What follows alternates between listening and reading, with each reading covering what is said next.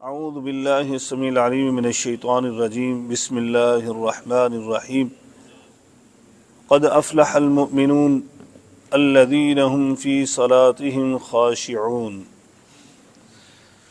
ہر قسم کی حمد و ثنا اللہ رب العالمین کی ذات بابرکات کے لیے، انگنت لا تعداد بے شمار درود و سلام سید الاولین والآخرین، امام المتقین، شفیع المذنبین، میرے اور آپ کے ہادی و رہنما جناب محمد الرسول اللہ صلی اللہ علیہ وآلہ آلہ وسلم کی ذات مبارکہ پر ہوں۔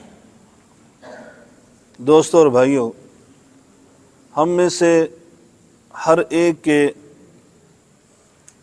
اس زندگی کے اندر یا اس سے ما قبل اور اس کے ما بعد دو تعلق ہیں۔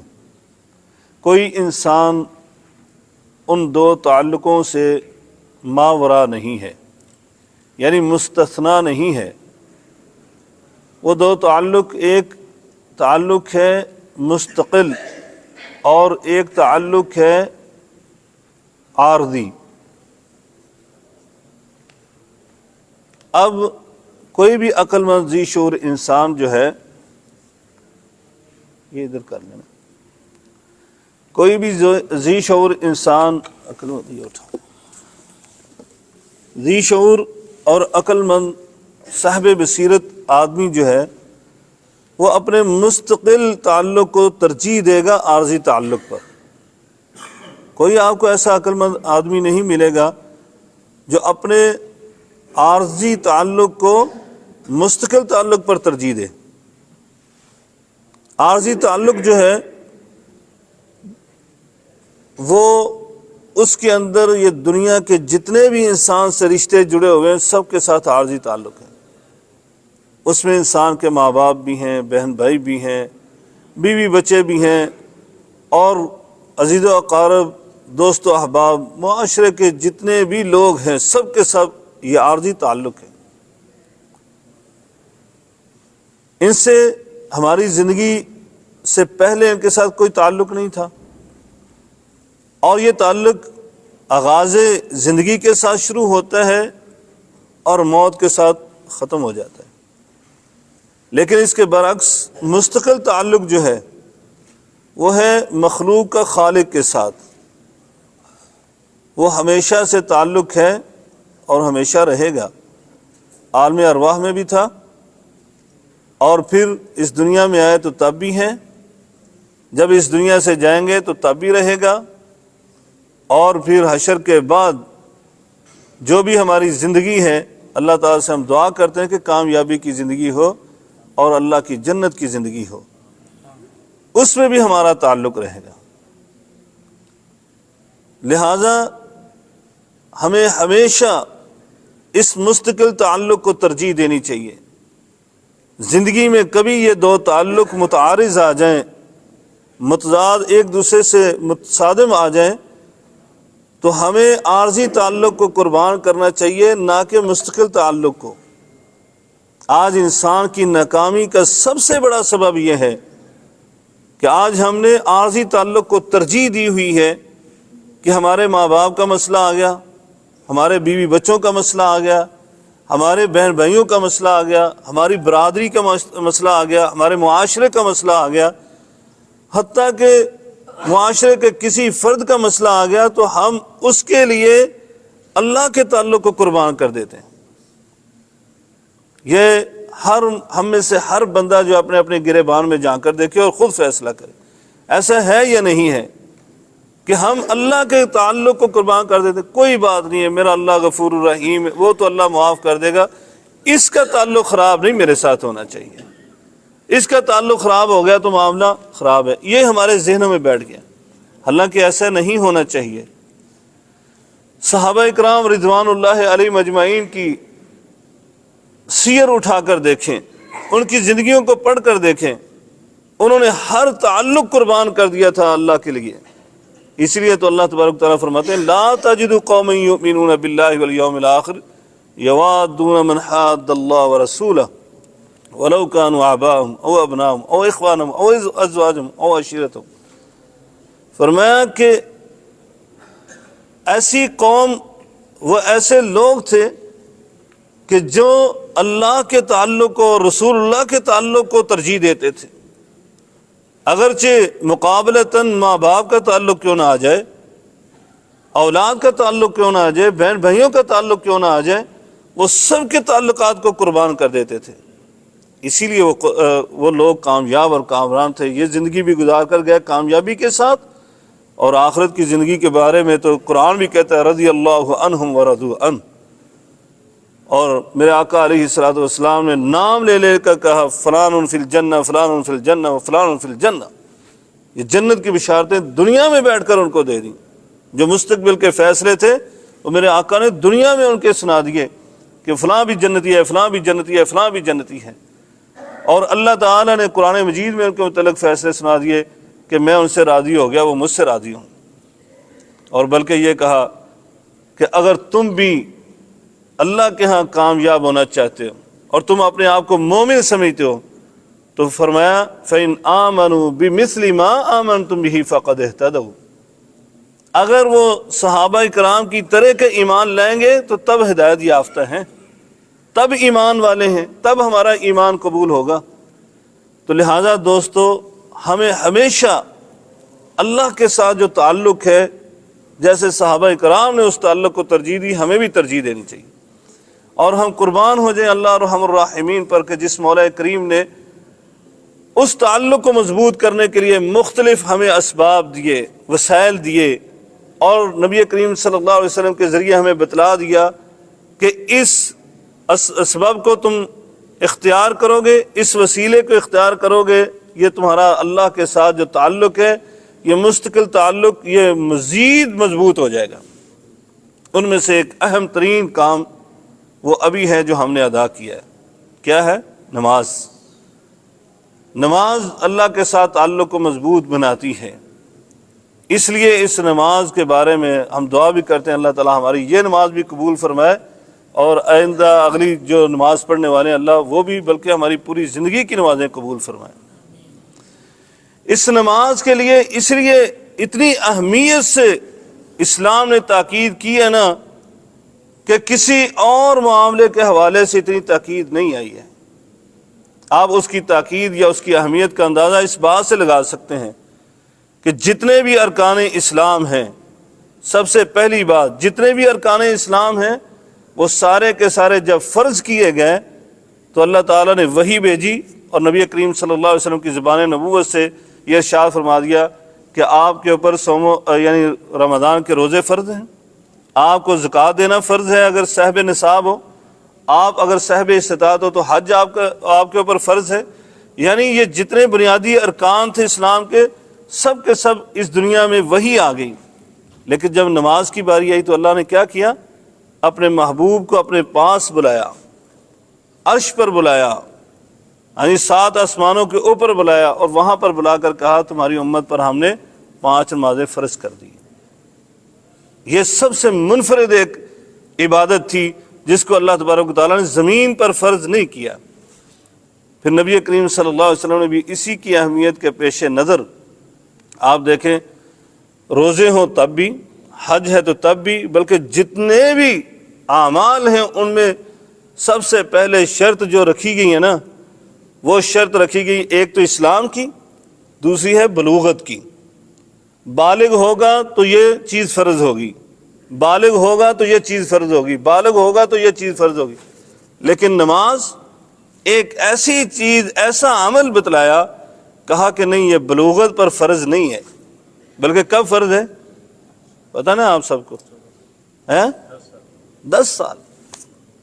7 سال کا بچہ ہو جائے تو میرے آقا نے فرمایا رحمت للعالمین نے، محسن انسانیت نے، پیار محبت سے اپنے بچے کو نماز کی ترغیب دو، اس کو پیار سے اس کی طرف راغب کرو، شوق دلاؤ، اور جب یہ 10 سال کا ہو جائے تو کیا کرو؟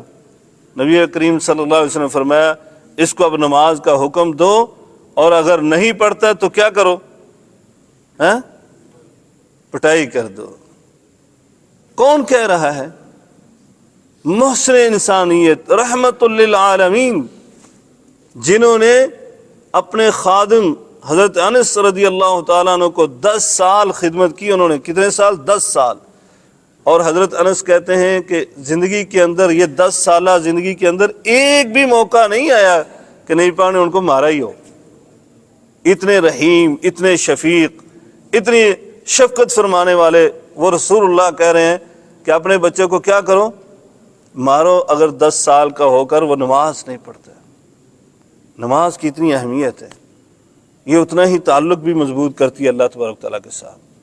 اس لیے نبی پاک نے نہ کلمے کو، نہ روزوں کو، اور نہ ہی حج کو کافروں اور مسلمانوں کے درمیان تفریق کا معیار بنایا، بلکہ کہا العہد الذی بیننا وبین الکفر ترک الصلاۃ، ہمارے درمیان اور کافروں کے درمیان فرق کس کا ہے؟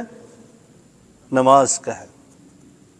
نماز جس نے چھوڑ دی اس کے متعلق کہا من ترک الصلاۃ متعمدا فقد کفر، جس نے عمدن قصدن ارادتن 30 20 40 سال کی نمازیں نہیں، بلکہ فرمایا صرف ایک نماز، کتنی نمازیں؟ ایک نماز اگر اس نے چھوڑ دی ارادتن تو فرمایا فقد کفر، اس نے کفر کا ارتکاب کیا۔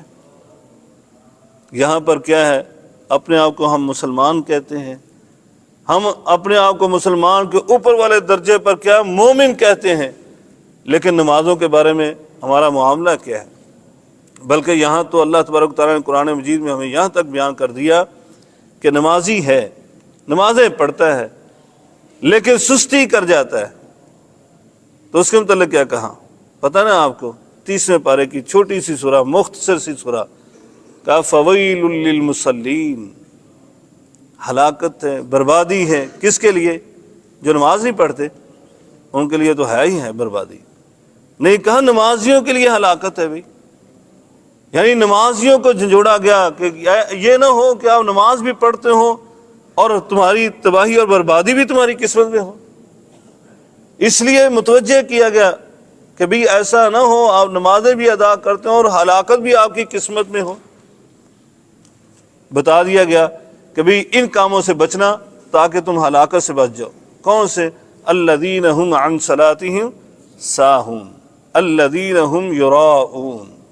فرمایا 2 چیزیں نہیں ہونی چاہیے نماز پڑھتے ہوئے، آپ نمازی ہو تو 2 چیزوں کا خیال رکھنا۔ سب سے پہلا سستی نہ کرنا، اس نماز کے اندر سستی نہ ہو، ترجیح اس کو ہو۔ ام المومنین حضرت عائشہ صدیقہ رضی اللہ تعالی عنہ فرماتی ہیں نبی کریم صلی اللہ علیہ وسلم کے متعلق، جو نبی کریم صلی اللہ علیہ وسلم کیا کہتے ہیں؟ خیارکم خیارکم لأہلہ وَأَنَا خَيْرُكُمْ لِأَهْلِي۔ فرمایا تم میں سے بہترین انسان پتہ کون ہے؟ جو اپنے گھر والوں کے لیے بہترین ہے، کیونکہ انسان باہر تو اخلاق اچھا دکھاتا ہے اور گھر میں جا کر بسا اوقات وہ ایک ظالم جابر حکمران کی طرح ہو جاتا ہے۔ ہاں جی، بیوی بچوں کو اوپر ایسے روب جاڑتا ہے جیسے کہ وہ اس کے غلام ہیں، اس طرح کے بن جاتا ہے۔ اس لیے نبی پاک نے فرمایا کہ تم میں سے بہترین وہ ہے جو اپنے گھر میں بھی اخلاق سے رہے، اور پھر فرمایا وانا خیرکم لأہلی، میں تم میں سب سے بہترین ہوں اپنے گھر والوں کے لیے۔ اور کیا بہترین تھے آپ، سیرت النبی اٹھا کر دیکھیں، ازواج مطہرات کے ساتھ نبی کریم صلی اللہ علیہ وسلم کے کیا تعلقات تھے۔ اس پر بھی بات کرنے لگے تو بہت دور بات چلے جائے گی، ہم اختصار کرنا چاہتے ہیں، جس ٹاپک پر ہوں میں اسی ٹاپک پر آنا چاہتا ہوں۔ اس شوہر کے متعلق ام المومنین سیدہ عائشہ صدیقہ رضی اللہ تعالیٰ عنہ فرماتی ہیں کہ جو اپنے گھر والوں کا اتنا خیال کیا کرتے تھے کہ کائنات میں کوئی اور نہیں خیال کرتا تھا، وہ بھی جب اذان ہو جاتی تھی نا تو ایسے ہو جاتے تھے جیسے ہمیں جانتے بھی نہیں ہیں، ہم سے ایسے لاپرواہ ہو جاتے تھے کہ جیسے ہمارا ان کا کوئی تعلق نہیں ہے۔ صرف ان کے ایک ہی ذہن میں چیز سوار ہو جاتی تھی اور وہ نماز تھی کہ اللہ کا بلاوا آ گیا ہے، اب اللہ کے سامنے کھڑے ہونا ہے۔ تو آپ کے ہی آل میں سے امام زین العابدین، اسی لیے ان کو یہ لقب دیا گیا زین العابدین، عبادت گزاروں کی زینت، عبادت گزاروں کے تاج۔ وہ جب اس نماز کی تیاری کرتے تھے نا، وضو کرتے تھے، رنگ چہرہ متغیر ہو جاتا، رنگت چینج ہو جاتی تھی، ایسے لگتا تھا جیسے یہ مہینوں سے بیمار ہیں۔ تو آپ سے کسی نے پوچھا کہ آپ وضو کرتے ہیں تو آپ کے چہرے کی رنگت بالکل پھک ہو جاتی ہے، پیلی پڑ جاتی ہے، زرد ہو جاتا ہے چہرے کا رنگ۔ ایسا کیوں ہوتا ہے؟ کہا جب میں یہ وضو کرتا ہوں نا تو میں ذہن میں یہ تصور کرتا ہوں کہ میں اب اپنے رب کے سامنے، سب سے بڑے شہنشاہ کے سامنے حاضر ہونے کے لیے جا رہا ہوں۔ یہاں کا امیر اگر کسی کو بلاوا بھیج دے تو کیا کیفیت ہوگی اس کی؟ ظاہری بات ہے نا، آپ جا رہے ہیں تو دل میں کھٹکھٹا لگا رہے گا کہ مجھے کیوں بلا رہی ہے، میں تو عام سا آدمی ہوں، کوئی ملک کا وزیر اعظم ہوتا تو اور چیز تھی، مجھے کس لیے امیر نے بلا لیا ہے، مجھے کویت کے حکمران نے کیسے بلا لیا ہے، کوئی وجہ ہوگی، کوئی بڑا ہی معاملہ عجیب، تو اس کے دل میں کیا ہوگا؟ کھٹکا ہوگا، چاہے کوئی انعام ہی ملنے والا کیوں نہ ہو۔ لیکن ادھر اللہ کے ہاں جب حضور یعنی حاضری دینی ہے تو اس طرح ان کی کیفیت ہو جاتی تھی۔ تو نبی کریم صلی اللہ علیہ وسلم بھی اس نماز کے لیے ایسے ہو جاتے تھے، اس لیے کہا کہ الذین ہم عن صلاتہم ساہون، جو اپنی نمازوں سے سستی کرتے ہیں تو وہ ان کے لیے ہلاکت اور بربادی ہے۔ آگے کیا فرمایا؟ ہم یراؤن، دکھلاوے کی نمازیں پڑھتے ہیں اپنے دوست و احباب کو، اپنے معاشرے کے لوگوں کو، کہ وہ کہیں کہ یہ بڑا نمازی ہے، یہ تو پہلی صف کا نمازی ہے، یہ نیک آدمی ہے، ان کو دکھانے کے لیے پڑھتے ہیں۔ تو فرمایا یہ دکھانے کے لیے پڑھتے ہیں تو پھر کیا ہوگا؟ فویل، ان کے لیے ہلاکت ہے، بربادی ہے، تباہی ہے ان کے لیے۔ دوستو اور بھائیو، اس لیے نبی پاک صلی اللہ علیہ وسلم نے اگرچہ پوری زندگی آپ کی ہمارے لیے کیا ہے؟ نمونہ اور اسوہ ہے، ماڈل ہے۔ لقد کان لکم فی رسول اللہ اسوۃ حسنہ، اللہ نے کہا کہ ان کا اٹھنا بیٹھنا، چلنا پھرنا، کھانا پینا، سونا جاگنا، یہ سب کچھ ہمارے لیے کیا ہے؟ ماڈل ہے۔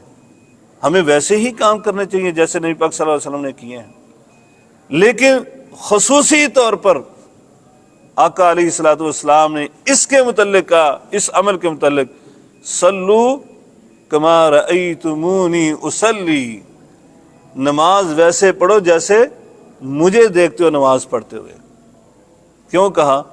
کہیں میرے امتی نماز پڑھتے رہیں اور میرے غیر کے طریقے پر پڑھتے رہیں تو کیا ہوگا؟ نماز ہی نہ ضائع ہو جائے۔ نبی کریم صلی اللہ علیہ وسلم کے طریقے سے ہٹ کر نماز پڑھی تو ظاہری بات ہے ضائع اور برباد ہو جائے گی۔ حضرت حذیفہ رضی اللہ تعالیٰ عنہ، یہ نبی پاک صلی اللہ علیہ وسلم کے رازدان صحابی ہیں۔ ہر صحابی کا ایک مرتبہ تھا، ایک درجہ تھا، ایک مقام تھا۔ نبی کریم صلی اللہ علیہ وسلم نے اپنے رازوں کے لیے ان صحابی کا انتخاب کیا، سیدنا حذیفہ رضی اللہ تعالیٰ عنہ۔ انہوں نے ایک ساتھی کو دیکھا نماز پڑھ رہا تھا، جیسے ہی وہ نماز سے فارغ ہوا نا تو آپ نے کہا اس کو، ما صلیت، تو نے نماز نہیں پڑھی ہے؟ نماز نہیں پڑھی ہے؟ کہا ہاں نماز نہیں پڑھی ہے، بلکہ کہا وَلَوْ مُتَّ عَلَىٰ غَيْرِ سُنَّةِ مُحَمَّدٍ صلی اللہ علیہ وسلم، اگر اسی طرح کی نماز پڑھتے ہوئے تمہیں موت آ گئی نا تو تم نبی کریم صلی اللہ علیہ وسلم کے طریقے سے ہٹ کر مرو گے۔ یعنی آپ کے طریقے پر موت نہیں آپ کو آئے گی، آپ تو کسی اور کے طریقے پر چلتے ہوئے زندگی گزار رہے ہو۔ اس نماز کے متعلق کہا کہ اس کی نماز میں کیا تھا، کیا فرق تھا۔ وہ نبی کریم صلی اللہ علیہ وسلم کی حدیث میں سن لیں کہ کیا فرق ہوگا۔ میرے آقا علیہ الصلوۃ والسلام مسجد میں تشریف فرما تھے، جناب سیدنا ابو ہریرہ رضی اللہ تعالیٰ عنہ غالباً وہ بیان کرتے ہیں کہ ایک آدمی آیا اور اس نے آ کر مسجد کے اندر نماز پڑھی۔ نماز پڑھنے کے بعد فارغ ہو کر جانے لگا تو نبی پاک صلی اللہ علیہ وسلم کے پاس آیا اور سلام عرض کی۔ نبی کریم صلی اللہ علیہ وسلم نے سلام کا جواب دیا اور کہا ارجع فصلی فإنک لم تصلی، اے میرے صحابی لوٹ جا، نماز پڑھ جا کر تو نے نماز نہیں پڑھی ہے۔ وہ دوبارہ جاتا ہے۔ اس حدیث کو توجہ سے سنیے گا۔ اگر تصور کریں یہ آپ کی جامع مسجد ماشاءاللہ بڑی وسیع عریض مسجد ہے، مریم مسجد، اگر نبی پاک صلی اللہ علیہ وسلم ادھر آ جائیں تو ہم میں سے کتنے لوگوں کی نماز دیکھ کر وہ یہ کہیں گے ارجع فصلی فإنک لم تصلی۔ ذرا توجہ کیا کریں، نماز پڑھتے ہوئے ضرور ذہن میں رکھیں کہ اگر میرے آقا میری نماز کو دیکھ لیں تو کیا ان کے نزدیک میری نماز پاس ہوگی یا نہیں ہوگی، کہ کہیں اس صحابی والا معاملہ ہوگا کہ جس کو آپ نے کہا ارجع فصلی فإنک لم تصلی، اس صحابی نے جا کر نماز پڑھی پھر آیا نہیں پڑھنے، پھر اس کو کہا ارجع فصلی فإنک لم تصلی، لوٹ جا تو نے نماز نہیں پڑھی۔ 3 دفعہ ہوا۔ کتنی دفعہ؟ 3 دفعہ ہوا۔ 3 دفعہ نماز پڑھ کر آیا وہ۔ چوتھی دفعہ جب آپ نے کہا نا اور لوٹ جا تو نے نماز نہیں پڑھی، جا کر نماز پڑھ کر آ، تو اس نے کہا اللہ کے رسول میں اس ذات کی قسم اٹھا کر کہتا ہوں جس نے آپ کو حق کے ساتھ بھیجا ہے، ما احسن، میں اس سے زیادہ غیرہ، میں اس سے زیادہ اچھا نہیں کر سکتا، یعنی اس سے اچھی نماز نہیں پڑھ سکتا، مجھے تو یہی آتی ہے نماز جو میں پڑھ رہا ہوں، اگر اس سے بہتر نماز ہوتی ہے تو آپ مجھے سکھا دیں۔ نبی کریم صلی اللہ علیہ وسلم نے فرمایا چلو آؤ میں تمہیں نماز پڑھنا سکھاتا ہوں، کیسے پڑھتے ہیں نماز۔ آقا علیہ الصلوۃ والسلام نے اس کو نماز پڑھ کر سکھلائی۔ 1 رکعت اس کے سامنے پڑھی، کہا اللہ اکبر، ایسے تم اللہ اکبر کہو اور قیام کرو، اور پھر قیام کرنے کے بعد جو تمہیں اللہ نے قرآن مجید کا حصہ یاد کروایا سورہ فاتحہ کے ساتھ کوئی سورت وہ پڑھو، پڑھنے کے بعد رکوع کرو، حتی تطمئن راکعا، کہا کہ پھر رکوع ایسے کرو کہ اطمینان کے ساتھ، سکون کے ساتھ، ایسے نہیں ہے کہ اللہ اکبر کہا اور رکوع جاتے جاتے کیا ہے، ایک تسبیح ہوگی سبحان ربی العظیم، ایک تسبیح ہم نے رکوع کے اندر کہی سبحان ربی العظیم، اور پھر کھڑے ہوتے ہوئے سبحان ربی العظیم سمع اللہ لمن حمدہ، ایسے پڑھنی ہے نماز؟ ایسے رکوع کرنا ہے؟ نہیں، میرے آقا علیہ الصلوۃ والسلام نے فرمایا رکوع کرو اور رکوع اطمینان کے ساتھ کرو، سکون کے ساتھ کرو، حتی تطمئن راکعا، یہاں تک تمہیں اطمینان ہو جائے رکوع کے اندر، اس طرح کرو۔ ثم ارفع واعتدل، فرمایا حتی تطمئن قائما، پھر تم کھڑے ہو جاؤ اور کھڑے ہو تو صحیح طرح قیام کرو، اطمینان کے ساتھ، سکون کے ساتھ، ایسے نہیں جیسے آج ہمارے ساتھی کرتے ہیں۔ بہت سارے آپ ساتھی دیکھتے ہوں گے رکوع سے ایسے اٹھے ہیں اور سیدھے بھی نہیں کھڑے ہوئے نا، سیدھے بھی نہیں ہوئے، ایسے تھوڑا سا اٹھے ایسے تھوڑا سجدے میں چلے گئے، ایسے نماز نہیں ہوگی۔ نبی پاک صلی اللہ علیہ وسلم نے صرف اس کو اس نماز کے اندر، پوری نماز کے اندر یہی سکھایا،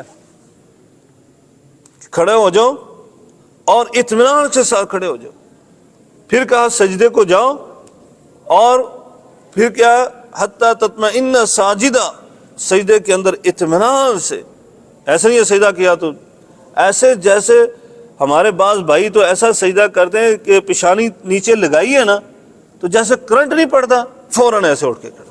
او بھائی ایسے کیا کر رہے ہو؟ اگر اللہ نے تمہیں آنے کی توفیق دے دی، یہ اللہ کی توفیق سے ہوتا ہے نا، ہماری توفیق سے تو نہیں ہے۔ آپ یہاں پر بیٹھے ہوئے یہ اپنی توفیق سے بیٹھے ہوئے نہیں، واللہ یہ اللہ کی توفیق کے ساتھ بیٹھے ہوئے۔ ہم یہاں آئے تو اللہ کی توفیق کے ساتھ ہے، یہ میرا اللہ ہی ہے جو اپنا فضل کرتا ہے اور اپنے بندوں کو منتخب کر لیتا ہے۔ اوے مسجد میں بیٹھے رہنا، ہاں جی، مسجد کے اندر دین کی بات کرنا، دین کی بات کو سننا، اپنے دین کے معاملات کو سمجھنا، یہ میرے اللہ کی توفیق کے ساتھ ہے۔ انبیاء کرام اسی لیے تو یہ کہا کرتے تھے، تبلیغ کرتے، وعد و نصیحت کرتے، تو پھر اس کے بعد کیا کہتے؟ وما توفیقی الا باللہ، یہ جو کچھ میں کر رہا ہوں نا یہ میرے اللہ کی توفیق کے ساتھ ہو رہا ہے، میں تو نہیں کر سکتا، یہ بہت مشکل کام ہے۔ تو حقیقت یہ ہے آج کے دور میں، اس مادیت کے دور میں، نماز پڑھنا اور پھر نماز کے بعد بیٹھنا یہ آسان کام نہیں ہے۔ نماز کے متعلق یہ اللہ نے کہہ دیا ہے، یہ آپ جو نماز پڑھتے ہو نا واللہ بہت بڑا کام کرتے ہو، لیکن اللہ پر احسان نہیں، اپنے لیے بہت بڑا کام کرتے ہو، بہت بڑا کام۔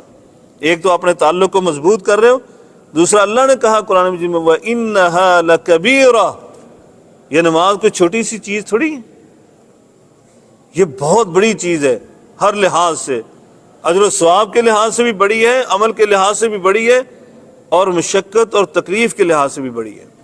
اس میں آپ اپنی نیندوں کو قربان کرتے ہیں، اپنی مصروفیات کو قربان کرتے ہیں، آپ اپنے آرام کو قربان کرتے ہیں، آپ دوسروں لوگوں کی محفل کو قربان کرتے ہیں، دوستوں احباب کی، آپ اپنے فون کو قربان کرتے ہیں، جو آج کا سب سے طاقتور ہتھیار ہے۔ ایسے ہی ہے نا، یقین جانے اس سے طاقتور آج کوئی ہتھیار نہیں ہے، اس کو قربان کرتے ہیں۔